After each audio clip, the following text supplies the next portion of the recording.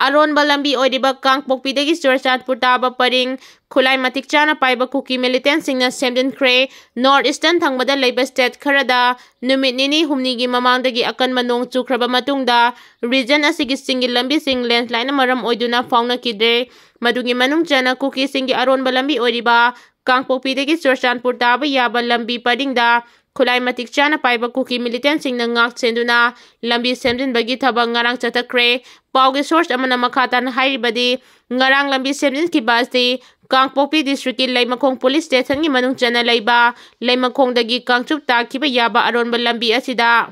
Portland sizinaduna lambi da hana phumlamba apikwa pai phuptokpana chingba chathaki lambi paring asida nong kana takibadagi matam khara Churchanpur amasung Kangpokpi fauna dana leiramba adusu ngarang na hongna na amu hana fauna khre lambi sembagi thabak ase Khulai Matik Chana Paiba Kuki militant singna kanna ngak senduna thabak sing adu paikhatkibani Thajaba yaba paugi source amagi matung ina hairibadi ngarang lambi semliba Khulai Matik Chana Paiba Kuki militant sing adu KNFP gi cadre oiramba yai hairi KNFP gi cadre sing aduna masada akiba amata yaudana lambi paring asida maning tamna lambi sembada ayat apan kanamata pikhide asigumba lambi sembagi thabak tawram sing asi ngarang da natana mamang taktaju lambi paring asida kayarak hana chathakre haina makhatana haiki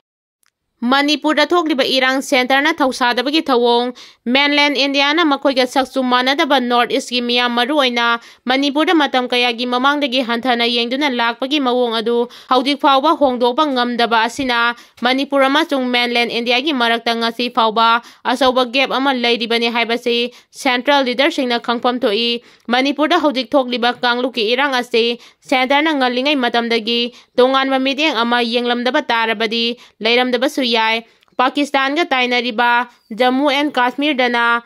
Pakistan dagi niyam kaina sanglakba kaya ama phapunba amadi hatpagi thawong kaya chathari border paringda mitop changhandanaba akan mamawong da ngak senbagi thabak chathari irang kalaba Jammu and Kashmir da ngasi phawbada army ga natraga central government ki maiki dagi militant singa su natraga ceasefire agreement amata leite madugi ona taina badana Manipur ga yumthang nariba Myanmar amasung Bangladesh dagi Kuki amasung Muslim kaya Lona thumna changlaklaga khundariba sing asida karigumba wafam amata haidri masidagi hendoktuna lamdam asida laiminariba kanglu maselgi marakta device and rule policy semduna NSTNIM thengnanabagi namada sagaigi oina thorakpa Kuki lal holu kaya ama su agreement sign taunaduna fogna hingsagi thawong kaya chathabada maning tamhanbana ngasidi lamdam asigi yelhomi oidiba mitei singda onsinduna yummai thaba amadi hatpatupagi thawong kaya chatharaba phawbada karigumba action amata lokhatpa leitri Santigi lambel da laklaba Khulai paiba kharabuna sarenda tauhanba aduga singi lalhauba singbuna su sign agreement taunaduna maningtamna Khulai paihali asigumba asan mirai naiba thawong asi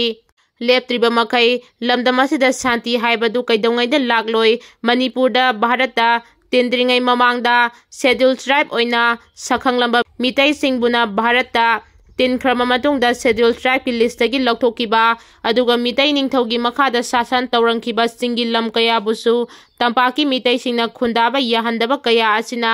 ngasi singmi amasung tami haina ani thokna khaidoraktuna yengnaba amagumna launa handuna aikhoi masel hatoknaraga lengak sasan chathabagi thawong asi hongdoktriba bakhaidi lamdam asida shanti leitabata natana mainland India da lamdam asigi miyamna yengliba midyang asi kaidongai dasu hongdokpa ngamloi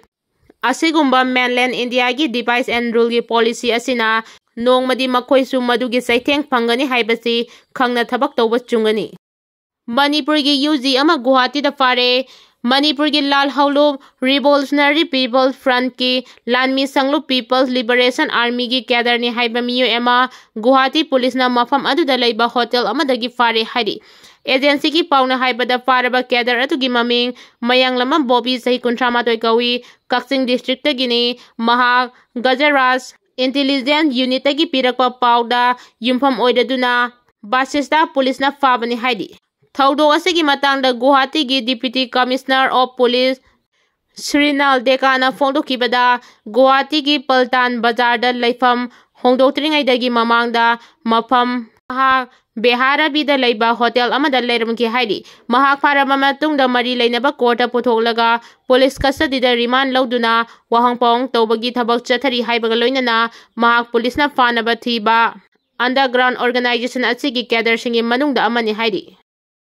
Miyamna Kutlai Tadoglabadi, Manipur Tamna Tamna Santi Handilakani Haina AR ship na Fongduragli. Manipur Togliba Sahi ani Fajilaka Doraba, Irang Asibul Laksinduna Tangdu Laitaba Handilang Nabagi Pandamda, Tongan ba Security Agency Kayana, Manipur Gimapang Kaya the Operation Chataduna, Kulai Kaya Paktak na Fagat pa Asida, Tagat pa Fongdo Pagaloina na Assam Rifles ki Director General, Lieutenant General, Bikas Lakera na Miyamda, Ain Kain na Paidiba, Kulai Sing Tadoglabadi, Manipur Tamna Santi Handilakani Haina Fongdo Creek. Laibaga sige news agency The Sentinel na tawrakiba report amada Assam Rifle ki Director General na hai Manipur da ain kai na kulay paidiba miyoy singna kulay thadok tuna santi gilambida laglabadi tamna sungsoy soy na ingtapa hanjilakani miyam na kulay thadok tuna santi gilambida hanjilakpa du India lenga ki maiki dagi taram na ok na bagi damak ngay du na lady hai na fongdokre. Lieutenant General Bikas Lakera na makada na Fongdo Kibada, Matam Amada Awang Nong Pokta Oiramba Pibam Sing Adu, Ngasidi, India Lengang na Paikaliba Makal Makakayagi, Kongtang Sing Asidagi, Tamna Ingtapa, Nungsi Sana Bas Sakot Pagilambidas Changsilagli. Nupi Sian bagi Thaudok Lupa Lak Mangagi Demand Tauduna, Nupi Ahum Yaona Mioi Taret Pazilamba Nupi Ahum Phare. Manipur Police Control Room dagi ngasi numidang thorokpa Cheryl amana haibada ngasi Manipur Police na nupi sen bagi thaudok amaga mari leinana lupa lak mangagi senpham pigadabani haibagi demand tawraduna nupi ahum yauna mioi taret yum amada fajinduna thamlambadagi kanba ngamkibaga loinana makoi taret pu fajinduna thamlambani haiba mioi singi manungdagi nupi ahum phare haidi Cheryl asin hai nupi ahum yauna mioi taret adu Langol Lai Manaida Laiba Yum Amada Fajinduna Tamlamani Haidi, Aduga Makoi Taret Bu, Sel Gidiman Tauraduna Fajilambada Chenabani Haiba Nupi Ahum Pagadle, Faraba Singdi, Tongzao Mayai Lekai Dagi Tangjam Basanti Laima Sahi Yankai, Changagai Dagi, Waikom Gita Sahi Kuntrataru Amasong, Changagai Use Kondagi, Gangbam Sundari Sahi Yankai Tareni Haidi. Makoi Ahum Asigi Manungda, Ti Hais Basanti Laimana Lusingduna, Nupi Sen Bagi Thaudok Aduga Mari Lainana, Police na rescue Tauraba Mioi Taret Asidagi, Lupa Lang Mangagi Sen Pampina ba demand Tauramani Haidi, Aduga Police na Pagalaba Nupi Ahumasi, Amor of Manipur MMO Kobo Organization Amagi, members Sing ni Haibasu Kangbangamle Haidi.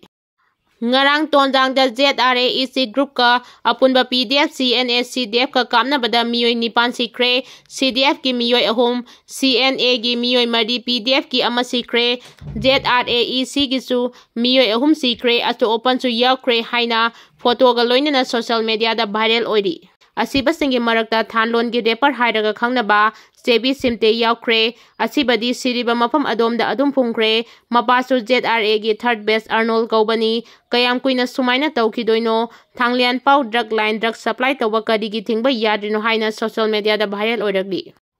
Kuki gi lan asida artist amagi thaudang chawna lobikiba, iyamba tapta, mitai gi thugai kraba, Kudum Chankraba Lifeam Lensing da Hana Isai Saktriba Makaidi, Sosa Loi Haina Wasak Lokre Haidi. Priya Lakshmi ki hakchang purakre social media da lana pauthokpa sing action loragani JAC ngarang ayuk Delhi gi Sunlight Colony Police Station konba Maharani Bagh ta leiba Gupta Store manakta singnaningai oiba mawongda leikhdrabi ngaikhong sipai maning lekai dagi masage sahi kunlom surabi khangemam Priya Lakshmi apokpa ki hai jadu manigi hakchang Delhi Police na postmortem examination tawraba matungda imungi miyoi singda khusinnarak padagi Imphal Airport ta purakre leikhdrabi hakchang imungi miyoi singna